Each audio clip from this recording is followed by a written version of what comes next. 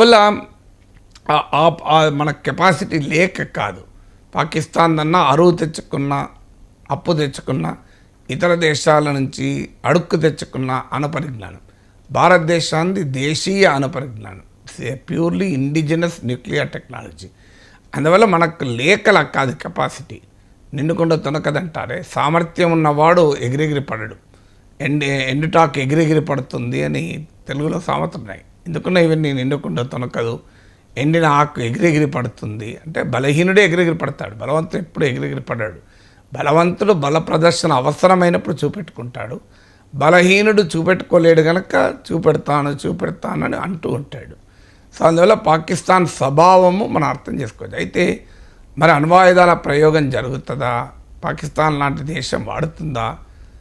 ఇక్కడ మనకు ప్రపంచ ఎక్స్పీరియన్స్ ఏం చెప్తుంది అంటే, ఇంతవరకు రెండవ ప్రపంచ యుద్ధం ముగింపు సందర్భంగా వాస్తవంగా అనేక డాక్యుమెంట్స్ ఇప్పటికీ చెప్తున్నది, చాలామంది కొంత వాదన ఏంటంటే జపాన్ లొంగ తీసుకోవటానికి అమెరికా హిరోషిమా నాగసాకి పైన అణుబాంబులు వేసిందని. కానీ డాక్యుమెంట్స్, ప్రపంచ పరిశోధన ఏం చెప్తుందంటే వాస్తవంగా జపాన్ దాదాపు ఓటమి అంగీకరిస్తున్న సమయంలో అమెరికా అణ్వాయుధ ప్రయోగం చేసింది. అంటే అర్థం ఏంటి? జపాన్ను ఓడించటానికి కాదు, జపాన్ను లొంగ తీసుకోవటానికి కాదు, జపాన్ పైన, ఓడిపోతున్న జపాన్ పైన, వెనక్కు తిరుగుతున్న జపాన్ పైన అణ్వాయుధం ప్రయోగించడం ద్వారా రెండవ ప్రపంచ యుద్ధానంతర ప్రపంచానికి తన ఆధిపత్య సంకేతాన్ని ఇవ్వడానికి అమెరికా న్యూక్లియర్ వెపన్ వాడింది. It is not to make Japan surrender. ఇది వరల్డ్కి ఒక మెసేజ్ పంపుదాం, అమెరికన్ మిలిటరీ సుప్రమసీ అని అమెరికా వాడింది. కానీ ఆ తర్వాత అనేక సందర్భాల్లో world has come to the brink of nuclear confrontation, అంటే సంఘర్షణకు సమీపం దాకా వచ్చిన ఉదాహరణలు ఉన్నాయి. మీకు క్యూబన్ మిసైల్ క్రైసిస్ అని, కోల్డ్ వార్ పీరియడ్లో సోవియట్ యూనియన్ వెపన్ మిసైల్స్ను క్యూబా ఆహ్వానం మేరకు క్యూబాలో మోహరించినప్పుడు అమెరికా క్యూబాను దిగ్బంధనం చేసింది. ఆ దశలో ఆల్మోస్ట్ న్యూక్లియర్ వార్ వస్తుందా, మూడో ప్రపంచ యుద్ధం వస్తుందా అన్న టెన్షన్ ఏర్పడింది. తర్వాత అమెరికా సోవియట్ల మధ్య కొద్దిన ఒప్పందం ప్రకారం క్యూబన్ మిసైల్ క్రైసిస్ డిఫ్యూజ్ అయింది. అప్పటి నుంచి మొదలు పెడితే లేటెస్ట్గా ఉక్రెయిన్ వార్లో న్యూక్లియర్ బటన్ ప్రెస్ చేస్తామంటూ రష్యా లాంటి సెకండ్ మోస్ట్ ఆర్ ఆల్మోస్ట్ అమెరికాతో సమాన స్థాయిలో కాకపోయినా next important nuclear power Russia. అలాంటి రష్యా కూడా పదే పదే ఈ మాట వాడింది. కానీ మనకు అర్థం కావాల్సింది ఏంటంటే, ఈ nuclear weapon is not a weapon of war, it's a weapon of deterrence అంటారు. ఇది యుద్ధానికి ఉపయోగించుకునే ఆయుధం కాదు, ఇది దాడిని నిరోధించడానికి వాడే ఆయుధం. అంటే రెండింటి మధ్య తేడా ఏంటంటే, ప్రత్యర్థుల్ని అటాక్ చేయడానికి వాడరు, ప్రత్యర్థి నుంచి దాడిని నివారించుకోవడానికి వాడతారు. చూడండి, మా దగ్గర అణ్వాయుధాలు ఉన్నాయి అంటే ఎవడు కూడా అటాక్ చేయడానికి వెనకాడతారు. బలమైన దేశం కూడా బలహీనమైన దేశం పైన అణ్వాయుధాలు ఉన్నాయన్నప్పుడు దాడి చేసేందుకు వెనకాడతారు. అందుకే ఇప్పటికీ ఇరాన్ పైన అమెరికా బెదిరిస్తోంది, అంతు చూస్తామంటోంది. కానీ అమెరికా కానీ ఇజ్రాయిల్ కానీ ఇప్పటికీ ఇరాన్ ధ్వంసం చేయడానికి ఆయుధాలు ప్రయోగించడం లేదు. ఎందుకంటే ఇరాన్ దగ్గర అణ్వాయుధాలు ఉన్నాయేమని అనుమానం.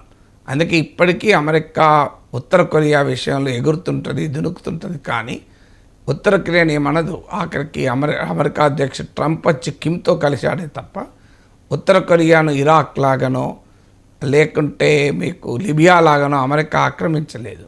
రష్యా ఉక్రెయిన్ లొంగ తీసుకున్నట్లు అమెరికా ఇరాన్ను, నార్త్ కొరియాను చేయలేదు. ఎందుకంటే దట్స్ కాల్డ్ న్యూక్లియర్ డిటరెన్స్, నిరోధక సామర్థ్యం అంటారు.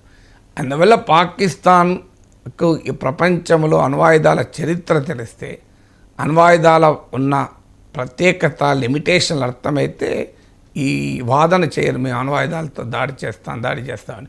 ఎందుకంటే it is not a weapon of war, it is a weapon of deterrence. ఇక రెండవది, అణుయుద్ధం అంటూ వచ్చే ప్రమాదం ఉంటే world will not keep quiet. ఏ వారైనా ప్రపంచం ఉపేక్షిస్తుందేమో, కానీ ఆ ప్రాంతంలో వారిది, ఇది మాకు సంబంధం లేదు కదా అనో, లేదా కొంతవరకు అంగీకరిస్తుందేమో. కానీ అణ్వాయుధ ప్రయోగం జరగబోతుంది అన్నప్పుడు world will not keep quiet. ఎందుకు ఇండియా పాకిస్తాన్లు యుద్ధం చేసుకుంటే అది రీజనల్ కాన్ఫ్లిక్ట్ అంటారు, అది ప్రాంతీయ సంఘర్షణ. రష్యా యుక్రెయిన్ కొట్టుకున్నాయి, మన పైన పరోక్ష ప్రభావం పడింది కానీ ప్రత్యక్ష ప్రభావం పడలే. ఇజ్రాయెల్ పాలస్తీనాలు దశాబ్దాలుగా కొట్లాడుకుంటున్నాయి. వెస్ట్ ఏషియాలో అనేక వార్స్ జరిగాయి, వీటి పరోక్ష ప్రభావమే తప్ప మన పైన ప్రత్యక్ష ప్రభావం పడలే.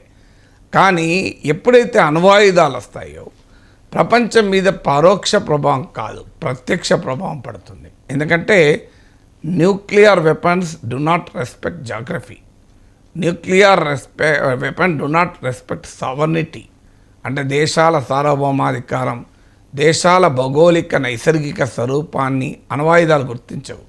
అణ్వాయుధం అంటూ పడితే దాని ప్రభావము దేశాలను దాటి ఉంటుంది. ఇప్పుడు ఉదాహరణకు పాకిస్తాన్ కనుక ఇండియా బార్డర్లో న్యూక్లియర్ అటాక్ చేస్తే పాకిస్తాన్కే ప్రమాదం ఉండదు, అది చైనాకు కూడా దాని ప్రభావం ఉంటుంది, మియన్మార్కు ఉంటుంది, ఈ ప్రాంతంలో ఉన్న సరిహద్దు ప్రాంతాలన్నిటిపైన ఉంటుంది. దీన్ని అందుకే న్యూక్లియర్ వింటర్ అంటారు, అంటే అణ్వాయుధాల ప్రయోగం జరిగినప్పుడు భయంకరమైన వాతావరణ పరిస్థితులు వస్తాయి. అందువల్ల న్యూక్లియర్ అటాక్ అనేది it is not a geographical confined phenomenon. అందువల్ల వరల్డ్ రియాక్ట్ అవుతుంది, వరల్డ్ ఊరుకోదు. ఇది రెండవ కారణం. మూడో కారణం ఏంటంటే దీని కాన్సిక్వెన్స్ చాలా తీవ్రంగా ఉంటుంది. ఏ రెస్పాన్సిబుల్ కంట్రీ అయినా బాధ్యతారహితమైన దేశం అణ్వాయుధాలు ప్రయోగించదంటే సులభం కాదు. ఎందుకంటే అణుపరీక్షలు జరిపితేనే దశాబ్దాల ఆంక్షలు ఎదుర్కోవాల్సి ఉంటుంది. 1974లో భారతదేశం తొలిసారి అణుపరీక్షలు జరిపినప్పుడు, 1998లో రెండవసారి అణుపరీక్షలు జరిపినప్పుడు కూడా ఈ అనుభవం ఉంది మనకు. తీవ్రమైన అంతర్జాతీయ ఆంక్షలను ఎదుర్కోవాల్సి ఉంటుంది. వాళ్ళు ఇప్పుడు ఇరాన్ పైన అమెరికా దశాబ్దాలుగా ఆంక్షలు ఏంటి, మీరు అణ్వాయుధాలు తయారు చేస్తున్నారనే కదా. సో అందువల్ల a responsible nation, a responsible leadership కూడా ఈ తీవ్రమైన ఆంక్షల ప్రభావాన్ని కోరుకోదు. అందులో పాకిస్తాన్ లాంటి దేశం ఈ ఆంక్షల్ని ఎదుర్కోవడం కూడా సాధ్యం కాదు. ఈ మూడో కారణం ఇది. అయితే ఇక్కడ సమస్య వస్తుంది, మరి పాకిస్తాన్ రెస్పాన్సిబుల్ నేషన్ కాదు, పాకిస్తాన్ లీడర్షిప్ రెస్పాన్సిబుల్ లీడర్షిప్ కూడా కాదు. అందువల్ల ప్రభావం, మరి ఆ ప్రమాదం లేదా? ఎందుకంటే పిచ్చోన్ చేతుల్లో ఒక ప్రమాదకరమైన ఆయుధం, నేను కూడా గతంలో చెప్పాను కూడా మీకు, అమెరికా రాయబారి ఇండియాలో 74లో న్యూక్లియర్ టెస్ట్ ఇందిరాగాంధీ ప్రభుత్వం జరిపినప్పుడు ఇందిరాగాంధీని కలిసి ఒక మాట అంటాడు, you are doing a very dangerous game. మీరు అణ్వాయుధాలు టెస్ట్ చేశారు, ఇప్పుడు పాకిస్తాన్ కూడా అదే పని చేస్తుంది. కానీ ప్రమాదం ఏంటంటే వాళ్ళు మూర్ఖులు, గురువారం థర్స్డే లోప మాకు కాశ్మీర్ ఇచ్చేయండి, లేదా ఫ్రైడే రోజు స్వర్గంలో కలుసుకుందామంటారు. వాళ్ళు చచ్చిపోయి మిమ్మల్ని చంపడానికి రెడీగా ఉంటారు. వాళ్ళు they are like a suicide squad. So ఆత్మాహుతి దళాల లాంటి దేశం అది. మరి ఆ దేశం చేతిలో న్యూక్లియర్ వెపన్ ఎలా ఎదుర్కొంటారు అని ఇందిరాగాంధీ ప్రభుత్వాన్ని ఆ రోజు ఉద్దేశించి మాట్లాడిన మాటలు అమెరికా రాయబారి. సో అందువల్ల పాకిస్తాన్కు ఉండే స్వభావము సూసైడ్ స్క్వాడ్లను నిర్మించేటువంటి దేశం అది, ఆత్మాహుతి బలగాలని కూడా ప్రయోగించే దేశం అది. అలాంటి దేశం తన దేశ ప్రజల నాశనమైనా మంచిదే, తన దేశం సర్వనాశనమైనా మంచిదే అని ఒక విద్వేషాల పునాది మీద ఏర్పడిన దేశం, ఇప్పటికీ విద్వేషాల పునాది పైన మనుగడ సాధిస్తున్న దేశం. అందువల్ల మరి ఈ దాడి చేయదా అన్నదాడి, దట్ పాసిబిలిటీ ఉంటుంది. అందుకే భారతదేశం కొట్టిపారేయడం లేదు కదా. దీన్ని ఎలా ఎదుర్కోవాలంటానికి భారతదేశం వ్యూహం రచించాలి. ఒకటి వ్యూహం ఏంటి అంటే, యునైటెడ్ నేషన్స్లో ఇవాళ రైజ్ చేయాలి ఇండియా. చూడండి, పాకిస్తాన్ న్యూక్లియర్ వెపన్స్ వాడుతూ అంటుంది, అణ్వాయుధాలు వాడితే మరి ప్రపంచం ఊరుకుంటుందా, ప్రపంచం ఉపేక్షిస్తుందా, ప్రపంచం అంగీకరిస్తుందా అని ఇది ఒక్కసారి పాకిస్తాన్కి ఈ అవకాశం ఇస్తే రేపు వేరే దేశాలు చేయవా? వేరే దేశాలు చేసినప్పుడు ఆపగలిగే సామర్థ్యం ప్రపంచానికి ఉంటుందా? Are you not giving legitimacy to nuclear weapons అనేది మనం వరల్డ్లో బలంగా డిప్లొమాటిక్గా లేవనెత్తాలి. అంటే ఏ అంశాన్ని అయితే వాడుకొని ఇండియాను బ్లాక్మెయిల్ చేయాలని పాకిస్తాన్ చూస్తుందో ఆ అంశంతోనే పాకిస్తాన్ను ఐసోలేట్ చేయాలి. ఎవ్రీ క్రైసిస్ గివ్స్ ఎన్ అపార్చునిటీ. ఇప్పుడు nuclear blackmail is a crisis. Opportunity ఏంటి? దాన్నే ఉపయోగించి పాకిస్తాన్ ఐసోలేట్ చేయాలి. రెండవది ఏంటంటే, స్ట్రాటజిక్ పాలసీలో వ్యూహాత్మకంగా ఇది పూర్తి స్థాయి యుద్ధము లేదా అణుయుద్ధం వైపుగా వెళ్ళకుండా మన అటాక్ ఉండాలి. నేను డే 1 నుంచి ఇదే చెప్తున్నాను. చాలామంది యుద్ధం అని రంకరేస్తుంటారు సోషల్ మీడియాలో. డే 1 చెప్తున్నాను, పాకిస్తాన్కు బుద్ధి చెప్పాల్సిందే. పాకిస్తాన్కు నిర్ణయాత్మకమైన బుద్ధి చెప్పాలి, డిసిసివ్గా బుద్ధి చెప్పాల్సిందే, మళ్ళీ మామూలుగా కాదు. కానీ అది ఎక్కడి దాకా ఉండాలి అంటే, అది ఎక్కడి దాకా ఉండాలంటే full scale war, nuclear war వరకు వెళ్ళకుండా ఉండాలి. ఇది సాధ్యం. అది ప్రపంచంలో అనేక యుద్ధాలు చూసాం మనం.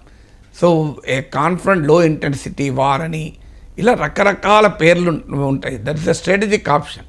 ఆ వివరాలు మనము చెప్పాల్సిన అవసరం లేదు. Government of India knows it.